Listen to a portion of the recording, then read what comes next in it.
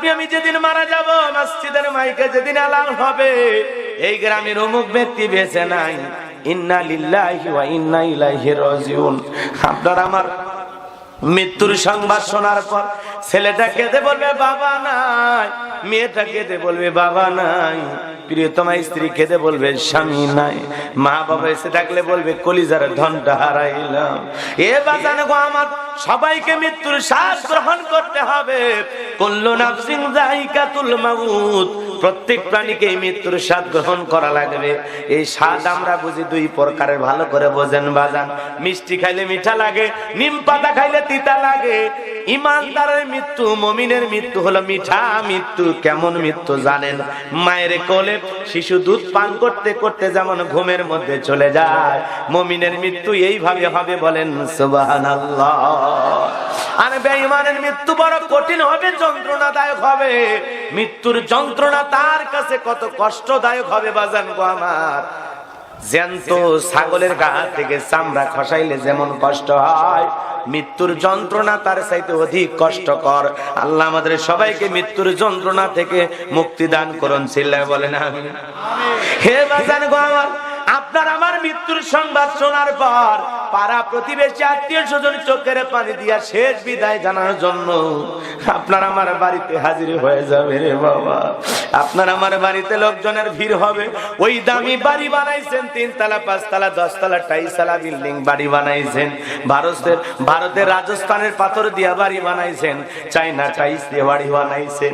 এ বাজার বাবা, এত দামি বাড়ি ঘর বানাইলেন, আপনার আমার জীবনের শেষ গোসলটা কি বলেন তো এই বাড়ির ভিতরে হবে? সুন্দর করে যে গোসলখানা বানাইছেন, ওর ভিতরে কি আপনার আমার জীবনের শেষ গোসল হবে? হবে না বাজান, হবে না। ওই দামি বিল্ডিং থেকে আপনাকে আমাকে বাড়ির উঠানের উপরে নিয়া মশারি টাঙায়া দিয়া দেখে রঙিন পোশাক কইলা আপনাকে আমাকে উলঙ্গ করে গোসল করে দেবে। এ বাজার বাবা, গোসল করায়া দেওয়ার পর সাদা কাপড়ের মধ্যে চকলেটের মতো মোড়াইয়া আতর সুরমা লাগাইয়া মসজিদের খাটিয়াতে তুইলা 4 জন বরযাত্রী একে একে ধইরা আপনাকে আমাকে নিয়ে যাবে সেই কবরস্থান, বাসের যা রাস্তার পাশে পুকুর পাড়ে। ওই কবরস্থানে নিয়ে যাওয়ার পর এক এক করে 3 জন মানুষ কবরের ভিতরে নামবে। আপনার আমার লাশটা ধরে কবরের ভিতরে রেখে দেবে বাজান। ওই কবরের ভিতরে রাখার পর দূর আকাশটা একটু একটু দেখা যায়। যখন বাঁশের বিছানা বিছায়া দেবে, ওই বাঁশের চিত্রগুলো দিয়ে হালকা একটু আকাশ দেখা যায়, হালকা একটু আলো কবরের ভিতরে আসে। এরপরে যখন কলার পাতা, এরপরে পাটি বিছায়া দিয়া তার উপরে যখন মাটি দিয়ে দিবে, পুরো কবরটা হয়ে যাবে অন্ধকার। আত্মীয় স্বজন সবাই এক এক করে চলে যাবে। তাদের পায়ের আওয়াজ আপনি আমি শুনতে পাবো। চিৎকার মেরে ডেকে ডেকে বলবেন আমার একা রাইখা যাও না, আপনার আমার কথা কেউ শুনবে না। আপনি আমি চিৎকার মেরে ডেকে বললাম আমার একা রেখে যাও না, আমারে কই ফেলায় যাও। আপনার আমার চিৎকার দুনিয়ার কেউ শুনবে না বাজান। যেই কবরের ডানে মাটি বামে মাটি, মাটির হবে বিছানা, উপরেতে বাঁশের ছাউনি, কবর নাম তার ঠিকানা। ওই কবর বড় কঠিন জায়গা। আমার নবীজি বলেন যে কবরে চলে গেল তার চাইতে অসহায় আর কেউ নাই। বিশ্ব নবী বলেন ক্বালা ক্বালা রাসূলুল্লাহ সাল্লাল্লাহু আলাইহি সাল্লাম ইন্নামাল কুবুরু রাউযাতুম মিন রিয়াদিল জান্নাহ আও হুফরাতুম মিন হুফারিন নার। রাওয়াহু তিরমিজি।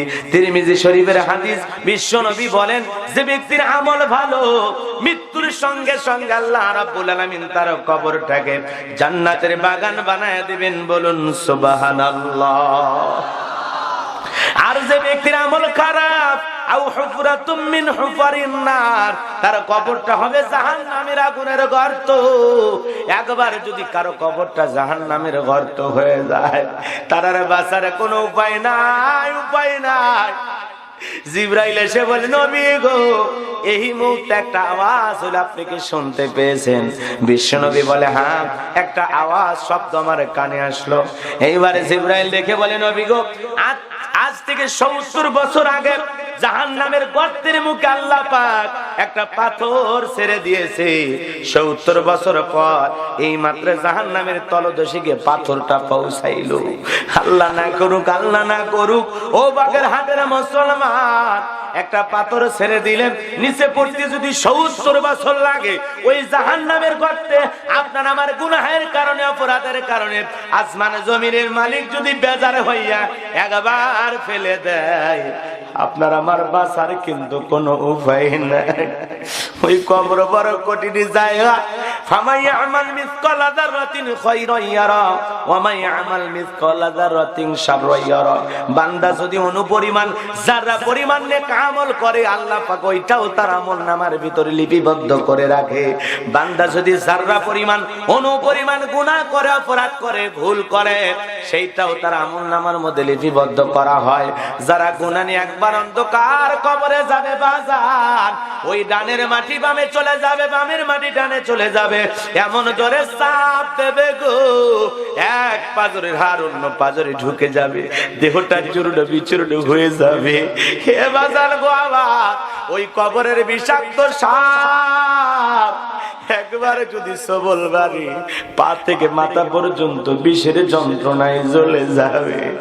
এ বাজার গো আমার, ওই কঠিন কবর আযাব সহ্য করতে পারবো না, ওই কঠিন জাহান্নামের আগুন আমরা সহ্য করতে পারবো না। জাহান্নামের আগুন এমন কঠিন আগুন রে বাজান গো আমার, শরীরের যেই জায়গায় লাগুক না কেন, মনে হবে কলিজা পুরে ছাই হয়ে যাচ্ছে। এত কষ্ট জাহান্নামের আগুন, এত যন্ত্রণাদায়ক জাহান্নামের আগুন সহ্য করার ক্ষমতা আপনার আমার কারো নাই। মালিকের কাছে এই জন্য দোয়া করে বলতে হবে, রব্বানা সরিফ আন্না আযাবা জাহান্নাম ইন্না আযাবাহা কানা গরামা। আল্লাহু আকবার বলেন।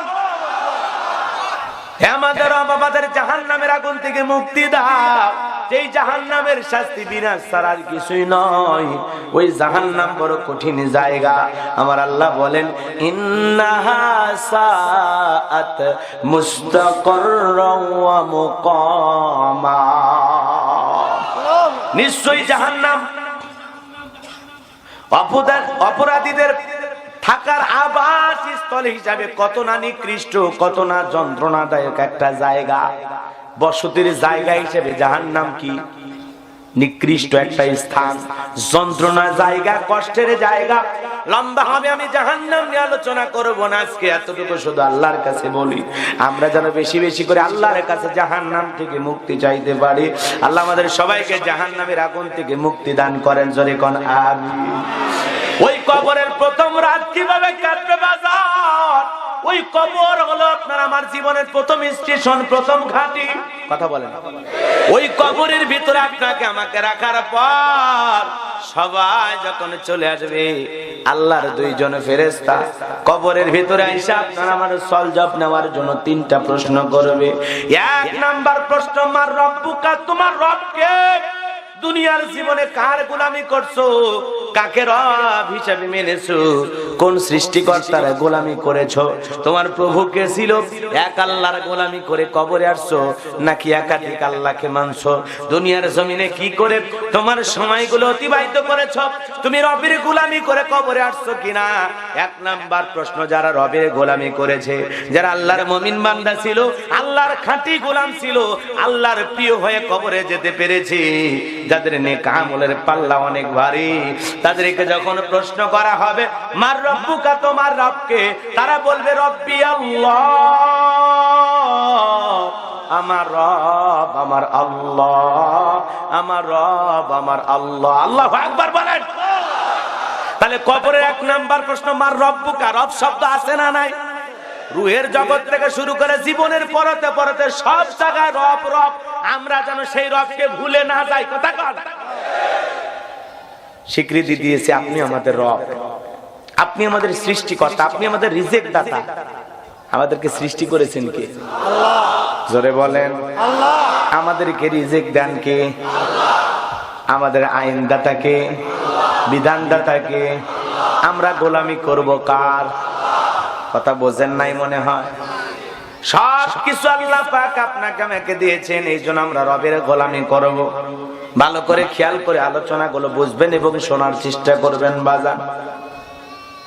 ওই কবরে এক নাম্বার প্রশ্ন, মার রব্বুকা, তোমার রবকে। যারা দুনিয়াতে রবের গোলামি করেছে, এক আল্লাহর ইবাদত করেছে, কোরআন সুন্নাহ মোতাবেক জীবনটাকে সাজাইছে, মুমিন হয়ে কবরে যেতে পারছে, মুমিন হয়ে মৃত্যুবরণ করতে পারছে, তার পক্ষে কেবলমাত্র কবরের 3টি প্রশ্নের সঠিক উত্তর দেওয়া সম্ভব। কথা বলেন ঠিক কিনা?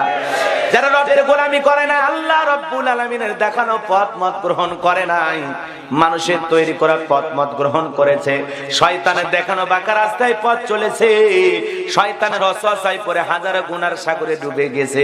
যারা গুনাহে লিপ্ত হয়েছে, দুনিয়ার সব গুনাহ করে অন্ধকার কবরে চলে গেছে, ওই ব্যক্তির পক্ষে বলা সম্ভব নয় রব্বি আল্লাহ, আমার রব আল্লাহ। কথা বলে না? সুদ ঘুষ খায়, জিনা ব্যভিচারী কইরা গুনাহ তো আর জীবনে কম করলো না, এত গুনাহ করে কবরে যাবেন। কথা কন না কে? আপনি আমি রাগ করতেছেন আমার কথা? বিরক্ত হইতেছেন? হ্যাঁ,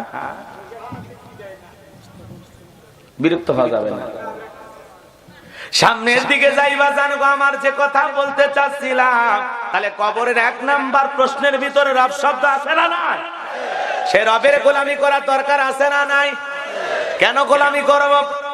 কারণ আল্লাহ রাব্বুল আলামিন আপনাকে আমাকে বড় আদর করে যত্ন করে সৃষ্টি করেছেন। এই পৃথিবীতে আপনি আমি যা কিছু দেখি সবকিছু আল্লাহ আপনারা আর আমাদের জন্য সৃষ্টি করেছেন। কথা বলেন ঠিক কিনা? আমার আল্লাহ বলেন, হুয়াল্লাযী খালাকালাকুম মা ফিল আরদি জামিআ। আমার আল্লাহ দেখে বলে, গোলাম পৃথিবীতে যা কিছু দেখো সব কিছু আমি আল্লাহ পাক তোমাদের জন্য সৃষ্টি করেছি। দুনিয়ার সব সৃষ্টি আমাদের গোলামি করবে, আর আমরা গোলামি করব একমাত্র আল্লাহর। কথা বলেন ঠিক কিনা? আল্লাহ রাব্বুল আলামিন আপনাকে আমাকে বড় সম্মান দিয়েছেন, আশরাফুল মাখলুকাত বানাইছেন, সৃষ্টির সেরা বানাইছেন। আমার আল্লাহ বলেন, কুনতুম খায়রা উম্মাতিন উখরিজাত লিন-নাস তা'মুরুনা বিল মা'রুফ ওয়া তানহাউনা আনিল মুনকার। আল্লাহু আকবার বলেন। আমার আল্লাহ বলেন, তোমাদেরকে উত্তম জাতি বানাইলাম, ভিআইপি বানাইলাম, মর্যাদা সম্পন্ন বানাইলাম। তোমাদের কাজ হলো সৎ কাজের আদেশ দাও, অসৎ কাজ থেকে মানুষকে বিরত রাখো। তাহলে আল্লাহ পাক আপনাকে আমাকে বড় সম্মান দিয়ে সৃষ্টি করেছে। কথা কন না কেন? ওয়ালাকাদ কাররামনা বানি আদম। আপনাকে আমাকে সম্মানিত করেছেন কে? সে আল্লাহর গোলামি করার দরকার আছে না নাই? তাহলে আপনি আমি একমাত্র গোলাম কার?